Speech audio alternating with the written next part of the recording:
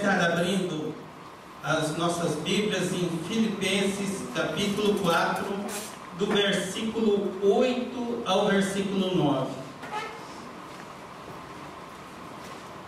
Filipenses 4, 8 ao 9.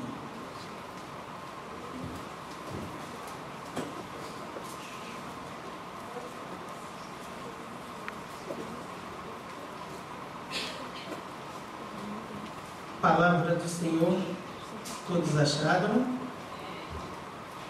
Eu quero saudar também a todos que nos estão assistindo pela internet, pelo MVFC4, e todos que assistirão também as nossas gravações após isso no ibfiladelfia.blogspot.com. Amém? Vamos estar lendo então.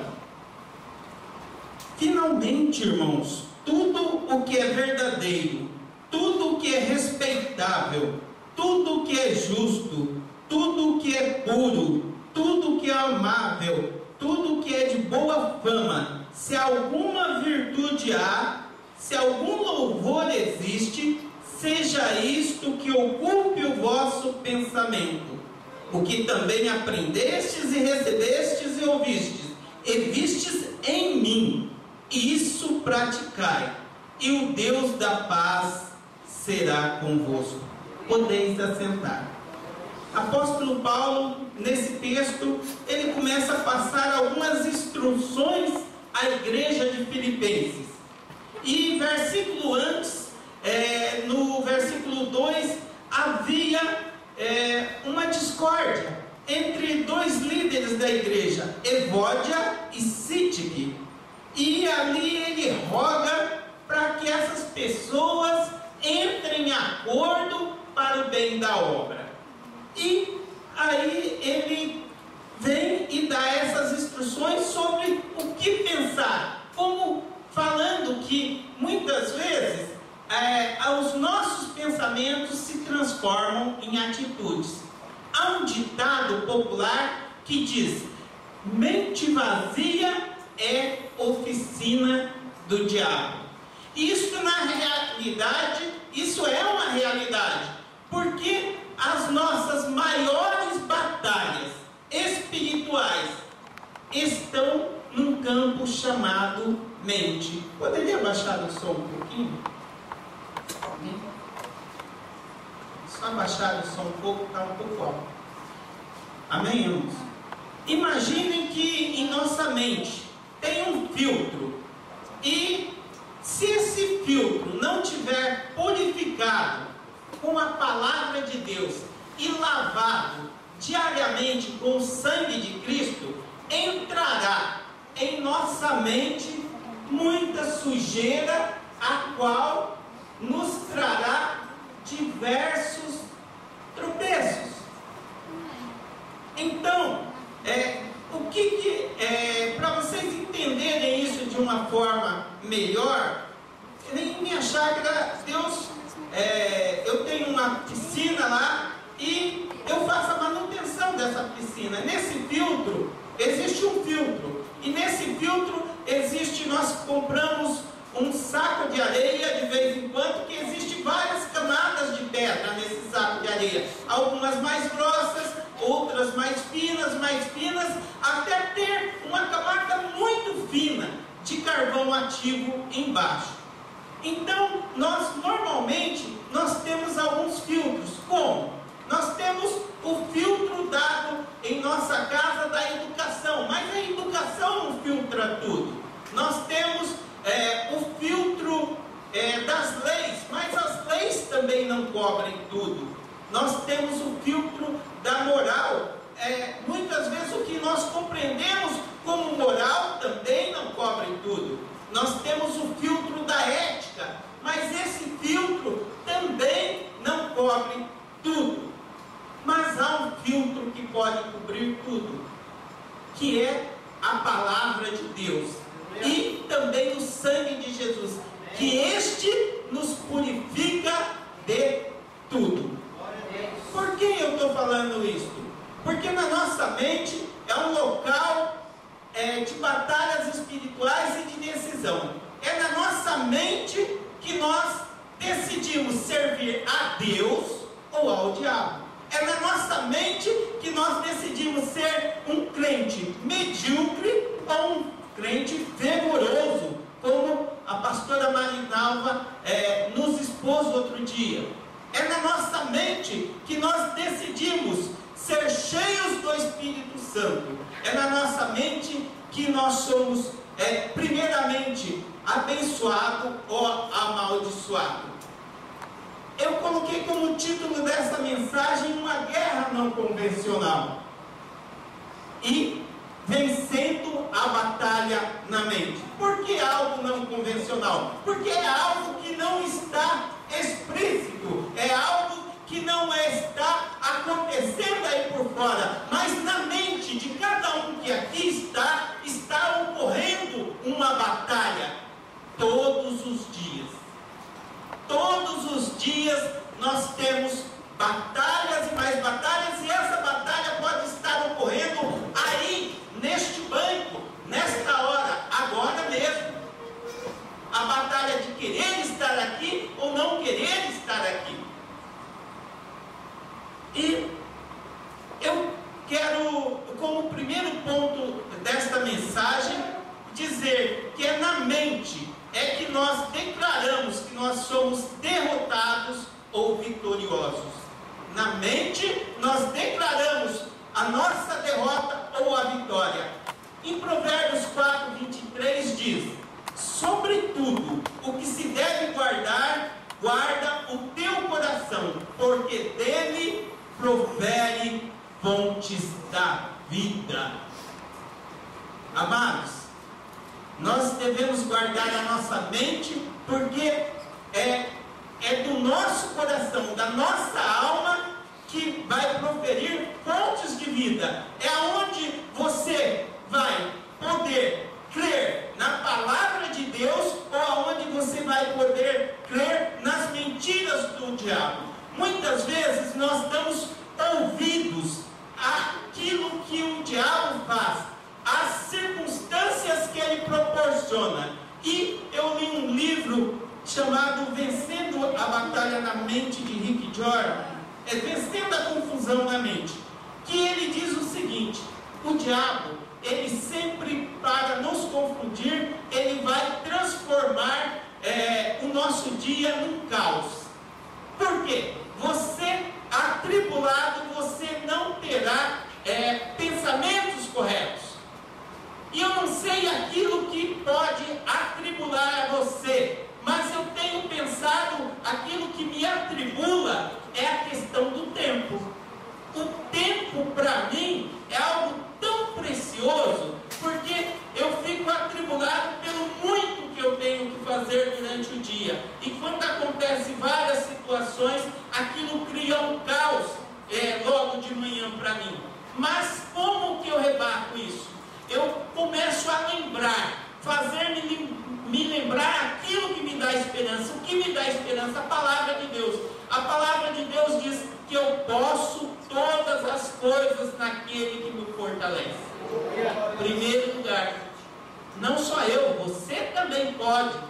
A palavra de Deus também diz que há um tempo para cada coisa. A palavra de Deus também, ela faz eu enxergar não a maneira que o mundo quer me ver, mas a maneira que Deus me vê, como menina dos seus olhos, como uma pessoa preciosa para Ele. O mundo não diz que você é precioso. No mundo você é mais um. Mas para Deus, todos nós somos preciosos aos olhos de Deus. Amados, eu tenho mais um versículo aqui, porque nós vamos ser o produto daquilo que nós declaramos ao nosso respeito. Em Provérbios 23:7 diz: porque como imaginou o seu coração, assim ele é. Se a minha mente estiver cheio da palavra de Deus, eu imaginarei coisas boas. Se a minha mente não estiver cheia da palavra de Deus e de muitas outras circunstâncias, as coisas se tornarão ruins. E Deus usa também o caos para abençoar os seus e também para trabalhar conosco.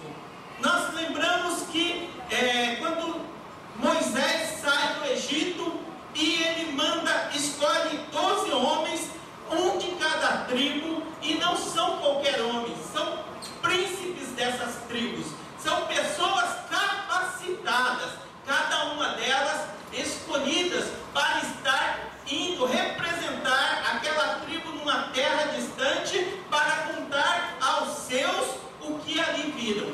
E aí, quando nós temos uma mente corrompida, muitas vezes nós pegamos algumas síndromes, e 10 deles voltaram com a síndrome do gafanhoto. O que é a síndrome do gafanhoto? Chegaram nesta terra distante e voltaram falando somente aquilo que viram de ruim. Nós vimos lá gigantes, nós vimos lá homens poderosos, nós vimos lá cidades fortificadas. Isso daí é uma bomba de efeito moral que o diabo lançou na vida daqueles 10 homens. Mas ali havia um propósito de Deus. Surgiu oportunidade para 2 homens que estavam com a sua mente centradas em Deus e confiando na palavra, e eles puderam ali não ser contaminados e puderam ali falar para o povo. Lá existem as coisas boas, porque estavam cheios de coisas boas. Animamos-nos, porque o nosso Deus irá conosco e nós possuiremos aquela terra, uma terra que mana leite e mel, uma terra de frutos maravilhosos que você aqui está vendo. E um outro exemplo que eu posso dar também de caos, quando Deus usa de situações de caos para abençoar a vida de um homem de Deus, nós vemos o exército de Israel enfrentando seu arqui-inimigo, os filisteus. Havia milhares de homens e apenas um homem do exército dos filisteus amedrontavam todo o exército de Israel.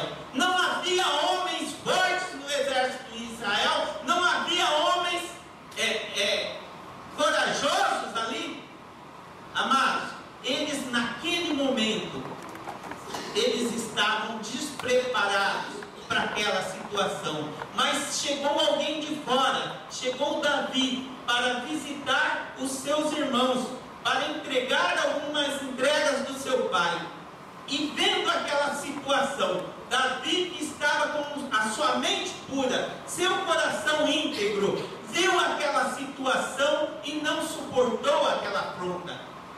E ali surgiu uma oportunidade, a qual todos ali tinham, e havia um prêmio grande para quem enfrentasse, mas mesmo este prêmio é dado pelo rei Saul, que ele desposaria uma das suas filhas, seria genro do rei, não animava ninguém.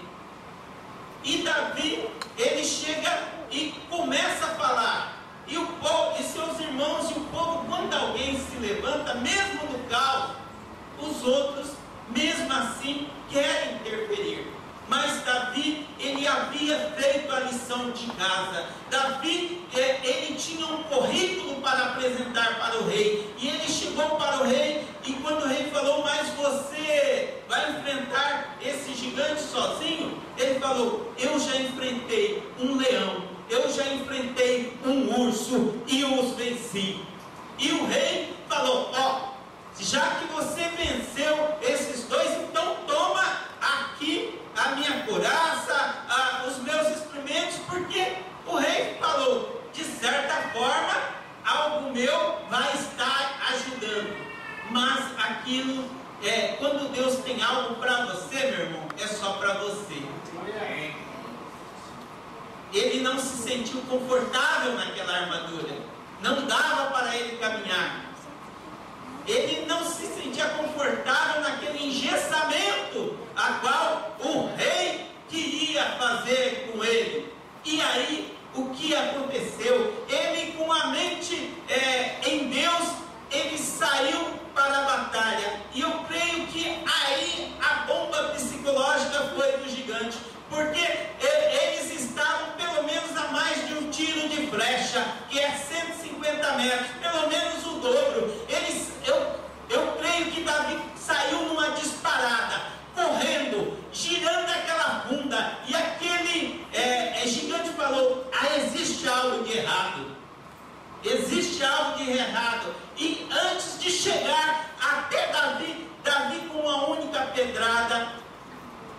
matou. E nós conhecemos o resto da história. Mas eu quero aqui dizer que os princípios contidos na palavra de Deus traz cura para a nossa mente, traz cura para a nossa alma. E Salmos 19:7 diz que a lei do Senhor é perfeita, refrigera a alma, e o testemunho do Senhor é fiel e dá sabedoria aos simples. Com a mente restaurada por Deus, nós automaticamente caminharemos em vitória. A segunda verdade que nós devemos saber é que na mente se formam os nossos altos conceitos, bons ou ruins da nossa alma. Provérbios 25 diz: como águas profundas é o conselho no coração do homem, mas o homem de inteligência o trará para fora. Esse versículo me falou muito ao coração, amados. Como é difícil você aconselhar alguém que não tem inteligência. Não sei se vocês conhecem alguém assim. Como é difícil nós falarmos a palavra de Deus, um conselho bom para um nécio. Dá uma harmonia na alma, uma amargura em ver a pessoa que ela não acolhe conselhos no seu coração. E a Bíblia diz que na multidão de conselhos Ele nos dá sabedoria. Nós não somos o dono da verdade, sempre. Nós temos convicções de algumas coisas, mas Deus colocou-nos e cercou-nos de pessoas para que nós dividíssemos as nossas cargas. Por quê? Porque se nós temos conceitos ruins, uma mente fragilizada, uma mente ferida, uma mente magoada, amargurada, essa mente produzirá uma fé vacilante. E vocês conhecem pessoas que só pensam no pior, sofrem antes da hora, coisas que talvez na sua vida nunca vai acontecer, mas dá palpitação, dá harmonia, dá calafrios naquela pessoa.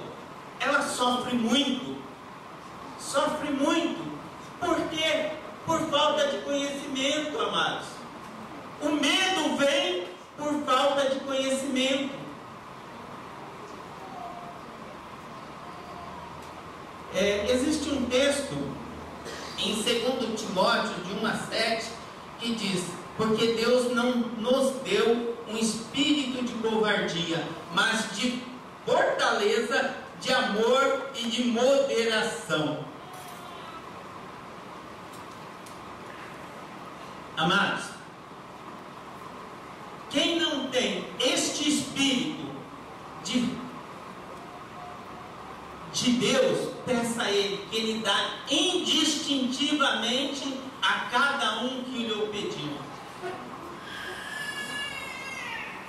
Eu já fui a uma pessoa, a minha filha, ela não me conheceu nessa fase, por isso é muito tímida, muito introvertida, mas eu pedi a Deus, amados, como eu clamei a Deus para ter um pouco mais de sabedoria, porque eu já apanhei muito na vida por não ouvir conselhos, eu já apanhei muito na vida por sofrer com antecedência, mas Deus quer que você tenha uma vida de coragem, de ousadia. Deus quer que você tenha uma mente transformada. E nós vamos para o nosso terceiro ponto. A nossa mente precisa ser transformada para assumirmos o que somos em Cristo.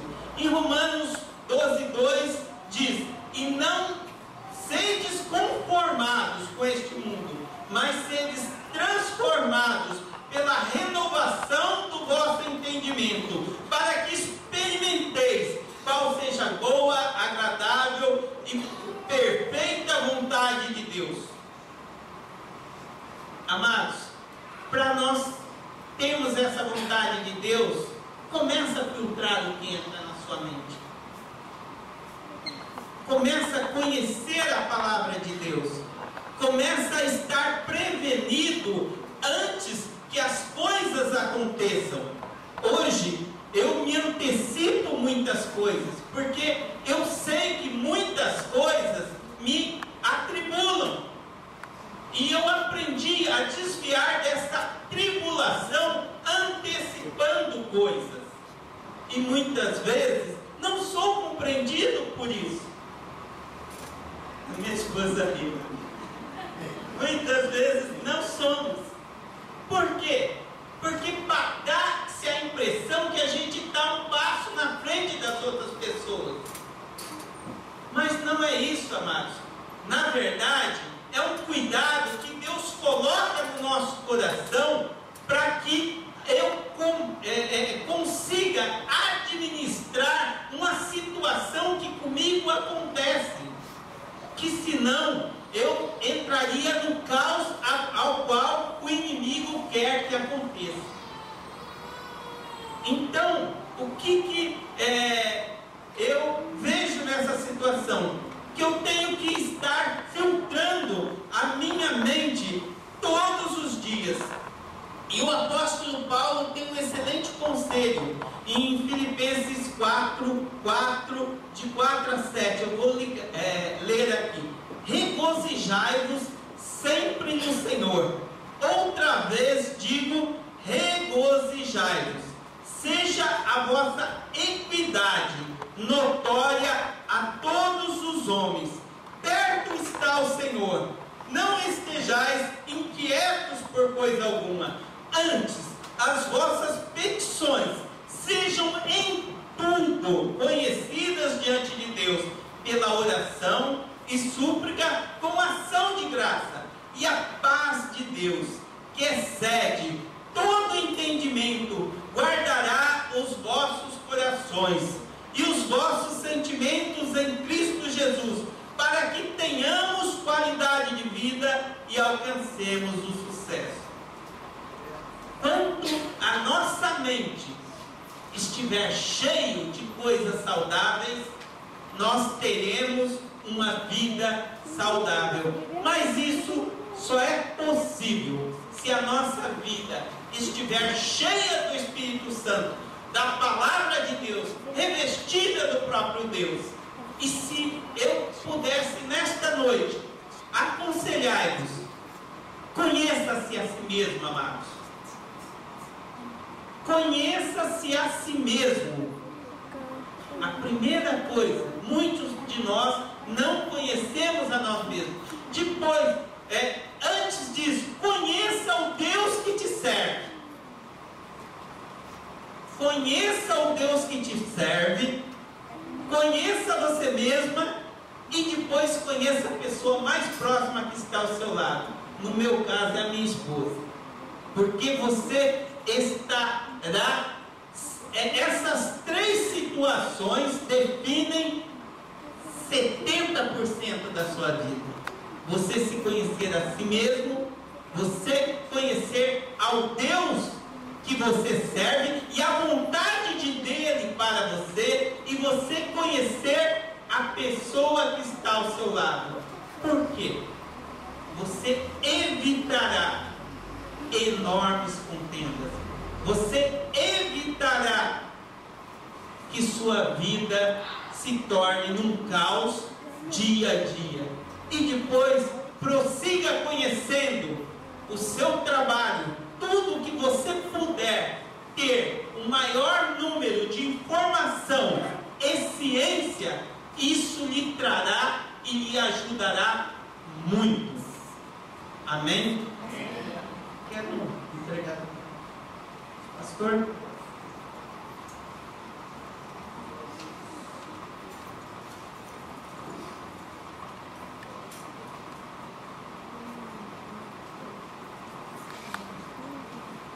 Paz do Senhor, irmãos.